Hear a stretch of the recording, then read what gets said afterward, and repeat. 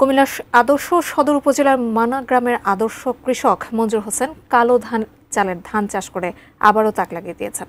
কুমিল্লা থেকে বিস্তারিত জানিয়েছেন আমাদের প্রতিনিধি হুমায়ুন কবির জীবন। কুমিল্লার আদর্শ সদর জগন্নাথপুর মনা গ্রামে শৌখিন কৃষক মঞ্জুর হোসেন চাষ করেছেন কালো চালের ধান। আমার পিছনে সেই ধান ক্ষেতটি রয়েছে।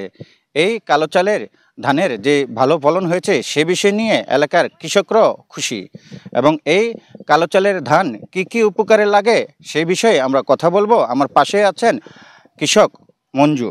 আপনার কাছ থেকে একটু জানতে চাচ্ছি, এই কালো চালের ধান চাষ করেছেন, ভালো ফলন হয়েছে, সে সাথে আসলে এই কালো চাল খেলে কি উপকার আসতে পারে এবং কতটুকু জায়গায় আপনি করেছেন? ধন্যবাদ। ব্ল্যাক রাইস বা কালো চাল, যার চালের মধ্যে অ্যান্থোসায়ানিক অ্যান্টিঅক্সিডেন্ট বিদ্যমান আছে।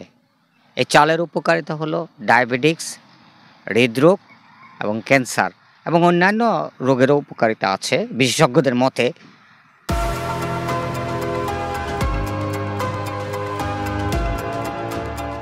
তো আমি এবছর 1 একর চাষ করেছি এবং 60টি জাত, যা বীজ সংগ্রহের জন্য রাখা হচ্ছে এবং পরবর্তীতে সারা বাংলাদেশে বিস্তার ছড়ানোর জন্য প্রচেষ্টা আমার অব্যাহত থাকবে।